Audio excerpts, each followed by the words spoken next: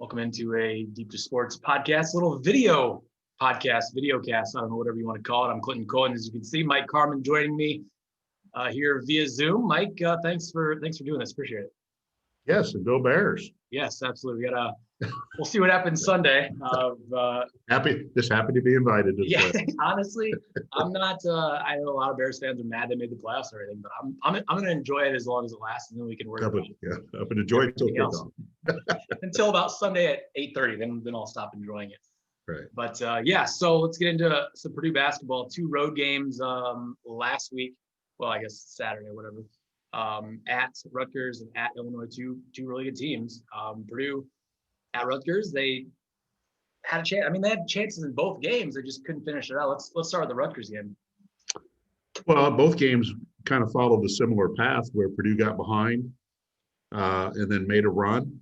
With the Rutgers game, their run came at the end of the first half, and a lot of that was Isaiah Thompson hitting 3-pointers. It got them, I think, within 10 or got them within 6.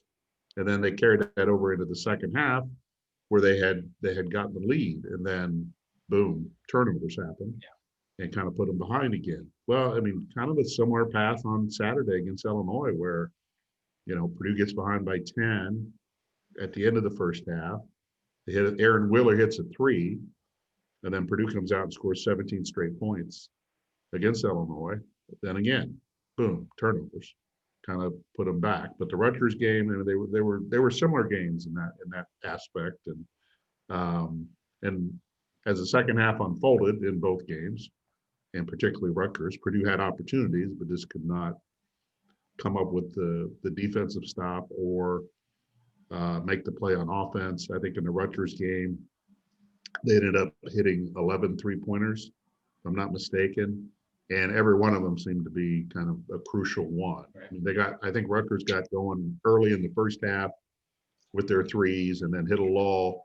And then I think they came back in the second half and kind of hit 4 in a row, which kind of stretched out their lead and made it more difficult for Purdue to come back. And from Purdue's standpoint, the disturbing part was that Ron Harper Jr. did not play in that game, who averages 23 points.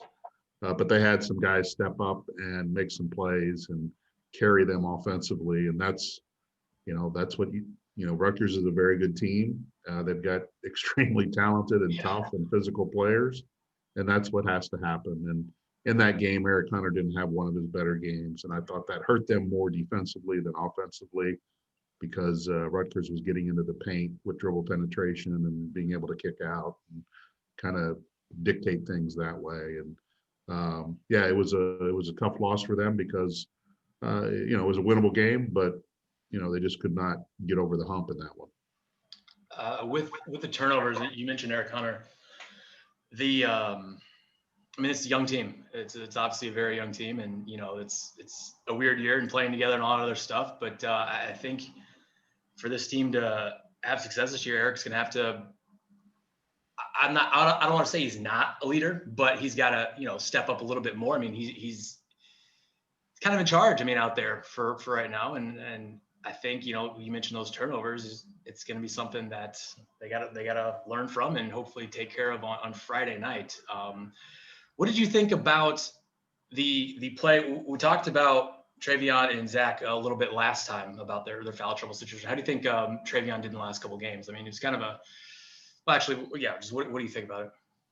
No, I think he's doing well. I think he's stepping up and posting deep into the paint. They've got to get him the ball a few more times to really make him effective, and he needs to finish more consistently around the basket. And once he starts doing that game after game after game, I think Purdue's offense will pick up. And a lot of their problems with turnovers are entry pass turnovers in the half court, and there are other turnovers in the open court in transition and things like that. But when they get in their half court set, and whether it's Williams or Zach Edey, if they're efficient and looking for the right, if they get the right angles with the right passes, then Travion can dominate any big guy in the paint. And I thought he did a much better job at Illinois than he did last year against Illinois, because I thought Kofi Coburn just kind of muscled him around last year and pushed him around where he was ineffective. I thought he was more effective Saturday against Illinois and held up to that physicality a lot better than he did a year ago. Zach's still learning. Zach is getting pushed around a lot. He's just trying to figure out how to push back without getting called for a foul. I mean, he probably gets a foul and a half a game because he's 7'4" and no other reason. Right. But that's just part of learning, and Purdue's got a pretty good 1-2 punch down there. They just it's coming, and you've got young guards at times out there, so it's just kind of a slow process right now, especially when you get up against the really good teams in the Big Ten, and that's who Purdue has faced on the road so far. After the first dozen or so games, we'll get to Michigan State in a second. But after the first dozen or so games, what do you think is Purdue's biggest strength so far?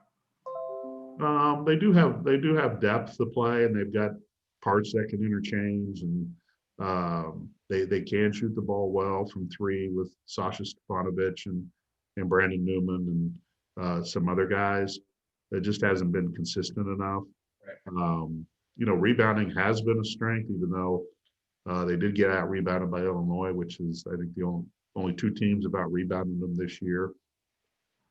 And I think they've done a really good job on the defensive end of finishing out the defensive possession by rebounding, and they've limited teams to some second chance point opportunities. But they probably need to rebound a little bit better on the offensive end and try to pick up some points that way. They've got 2 or 3 strengths that I think that they can rely on, but it's like a lot of other stuff. They're just not consistent enough with it that can carry them from start to finish. They have too many lulls, and then they can't get it back. So it's I think they will get there at some point, but I can't tell you when. I wish we knew. You mentioned the lulls. I mean, Saturday's game, obviously a game of runs, like you mentioned. Purdue had that run, and then Illinois had the run, and then it was just a wild game down the stretch. And I guess, one of those games would have been nice to have. Obviously, playing 2 games on the road at tough places to be at, and really good teams. But it seems like just maybe stealing one of those would have been pretty good. They'll get another chance tomorrow night. Michigan State, a weird year for Michigan State, not the Michigan State that we're all used to in the last 20 years or whatever it is. What are your thoughts going into the game tomorrow night? Well, if you watch the Michigan State-Rutgers game on Tuesday, then I think Michigan State may have turned a quarter defensively. I think that's what they've been waiting on to happen for them, and to, I'm not going to say shut down Rutgers, but to limit Rutgers the way that they did, probably does not bode well for Purdue going into the game on Friday, as far as being able to generate a consistent offensive attack if Michigan State plays like it did Tuesday night. To me, that's kind of the scary thing now, that Michigan State may have figured itself out from a defensive standpoint. And when they do that, everybody knows they have enough talent on offense to carry them. And if they're playing at a high level on defense, that just makes them doubly tough to defend, because when they're playing good defense, they're usually out in transition. They're beating you down the floor. They're dunking on you.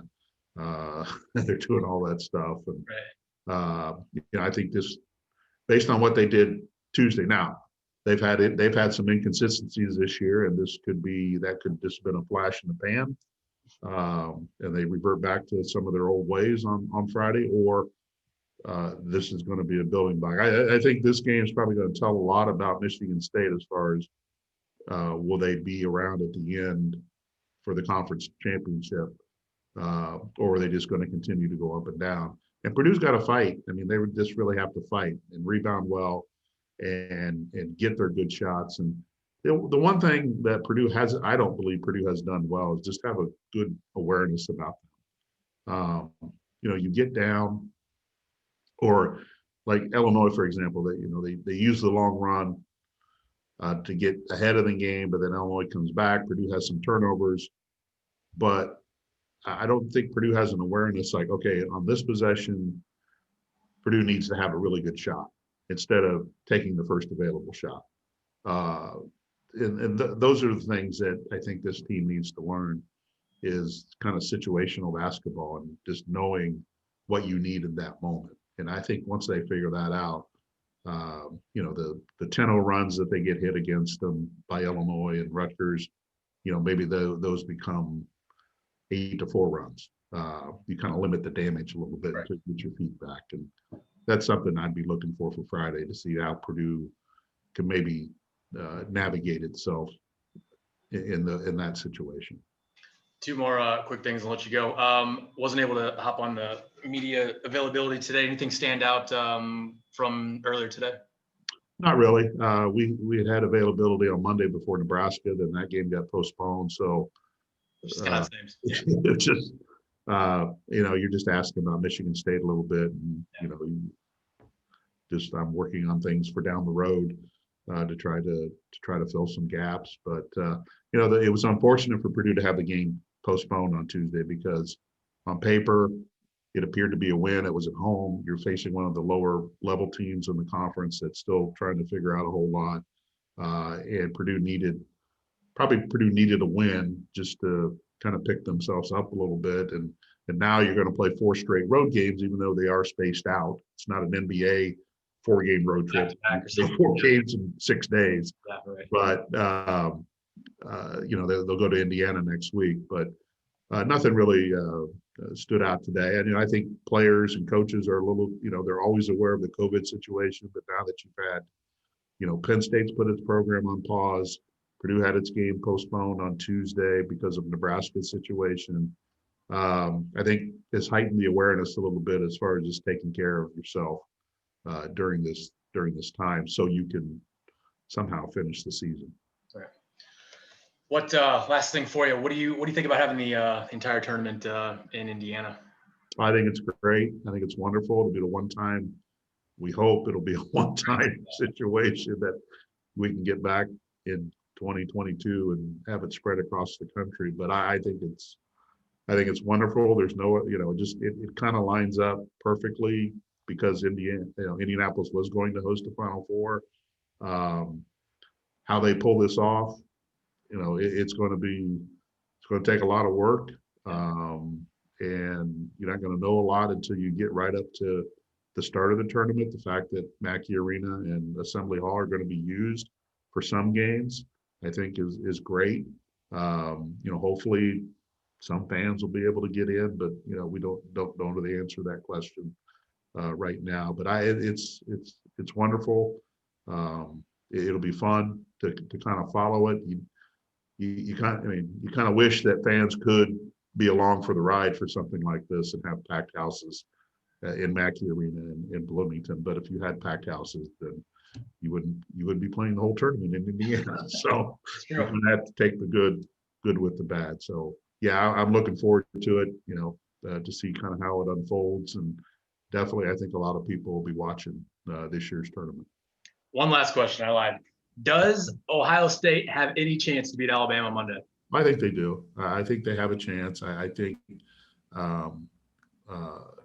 when you look at how they picked apart Clemson, and I don't think Alabama's defense is that great.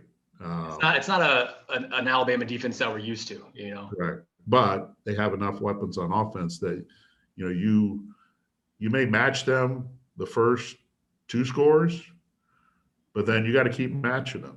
And once you give them an opening on offense with the talent they have on offense, if they get up on you by 10 or 14 points, you can't trade scores with them at that point. And I think one weakness of Ohio State's defense is its pass defense. And I think I saw the other day where the quarterback was averaging, I don't know how many yards per attempt, which was an ungodly number, which means they're stretching the field and they're pushing the ball down the field. They're making a lot of big plays. And of course, they have the Heisman Trophy winner as their wide receiver, Devontae Smith. But yeah, I think Ohio State can play with them. I think Ohio State can score with them. Now, can they make enough plays defensively to keep their offense on the field? Because they have the weapons. It's just who's going to make the most turnovers and things like that. So I would look for a competitive game and probably a high scoring game on Monday. It would be cool if one of the Boses or Chase Young was still on the line for Ohio State. Yeah. That would be pretty fun. All right, Mike, appreciate it, man. Thank you for your time, and maybe Purdue can get a win tomorrow night. All right. Appreciate it. Thank you. Mike Carmin from the Journal and Courier joining me here on a Deep Your Sports podcast.